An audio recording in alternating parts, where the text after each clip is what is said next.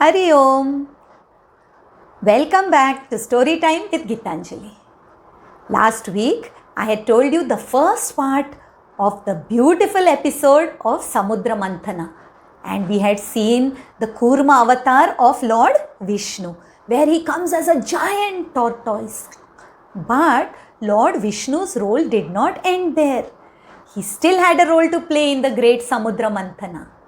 We also saw all sorts of precious things, supernatural animals, supernatural trees coming out, the cow, the elephant, the horse, and even goddess Lakshmi. But the treasures kept coming out one by one. As the Devas and the Asuras continued their churning, with Vasuki as the rope and Mandarachal mountain as the churning rod, there was a bow which came out, the great Sharanga bow, which was again taken up by Lord Vishnu. Soon the celestial conch Shankha also came out, and the wish-fulfilling tree, the Kalpavruksha. But the Devas and the Asuras were waiting for something else. And what was that? Suddenly, a handsome Deva, a celestial being holding a pot, came out. He was none other than Dhanavantari. He is considered to be the Vaidya of the Devas, or the doctor in today's terms. And he was carrying the Amrita, or the nectar of immortality. This was what everybody was waiting for. But do you know what happened? The Asuras lost their patience. True to their nature, they just went and snatched the pot from Dhanavantari's hands. And they did not plan to share it even with the weaker Asuras among themselves. The Devas just did not understand what was happening. But they did not lose faith in Lord Vishnu. They just prayed to Lord Vishnu and said, "Oh Narayana, just look at what is happening. If the Asuras take all the nectar away, then all the good people will be doomed. Only you can save us."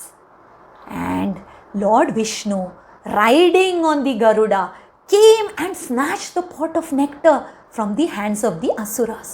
The Asuras were shocked. They did not know what was happening. It was so swift. But before they could realize what had happened, suddenly there came the most beautiful maiden of all times. They had never seen anyone so enchanting before. And as she walked, their eyes followed. As she spoke, they were all ears. And she just had to look at them, that they just stood rooted to the ground. They started striking a conversation with her and asked her to become friends with them. Now Mohini, who was none other than Lord Vishnu, who had come in the guise of a beautiful lady, she smiled coyly at them but did not speak. Now the Asuras got restless. They just wanted Mohini to become friends with them. So they started telling her, "Oh beautiful lady, please, we are in a spot. There is a problem. We have this pot of Amrit with us and we just do not know how to distribute it equally amongst ourselves. Won't you help us? You are so beautiful. You must be wise too." And so the flattery went on. And Mohini smiled beautifully, smiled coyly, and gracefully took the pot of nectar from their hands. But she put forth a condition. She said, "I will definitely help you, but none of you should question me on how I distribute the Amrit amongst yourselves." The Asuras gladly agreed. They were so happy that Mohini had even agreed to look at them. And now Mohini was in fact talking to them, helping them out. They were delighted.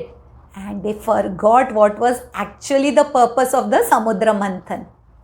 Now Mohini, whom we shall call as Mohini Avatar, she made the Devas sit on one side and the Asuras on another side. And taking the pot of Amrit, she gracefully went towards the Devas and started serving them one by one.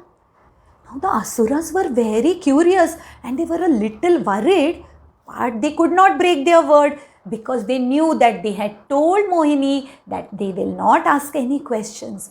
And so they just patiently waited for their turn. and Mohini started pouring out the nectar. But there was one Asura who was sort of suspicious. He said, "This could be a trick of the Devas. Let me change into a Deva and go and sit in that row and let me see what happens." This was none other than Rahu. You might have heard his name. And as he sat in the row meant for Devas, as he was served nectar, and he sipped the nectar, took it to his mouth, but the Devas realized. They immediately signaled to Vishnu, "Oh Vishnu, please help us." And Vishnu took out his Sudarshana Chakra and threw it towards Rahu, and Rahu's head was cut off. Now the neck and the head had tasted Amrit, so the upper portion of Rahu's body became immortal. And Lord Brahma, in fact, gave him a position among the planets. But the lower body was bound to perish. Now the Asuras realized what was happening. They started getting up in anger. All the emotions came to the surface. But the last drop of nectar was over. The great Mohini avatar had managed to serve nectar to all the Devas with not a drop left for the Asuras. The Asuras started fighting and pulling the pot. But what could be done now? The Devas had become superior. All the Tejas started entering Indra once again. He started shining with glory and they defeated the Asuras very easily. Now the Asuras were humbled, so they went back. They knew they had been tricked, but they were the demonic forces, and the Lord always helps only the good and destroys the evil. And this is how Mohini avatar and Lord Vishnu came and saw to it that only the good are saved, dharma is restored and evil is destroyed. After this great Samudra Manthana, Lord Vishnu and Goddess Lakshmi went back to their ocean of Shirasagara, and the Devas went back to Swargaloka, having learnt a lesson on how to revere and respect the prasad given by sages, and how never to lose faith in the compassion and grace of the Lord.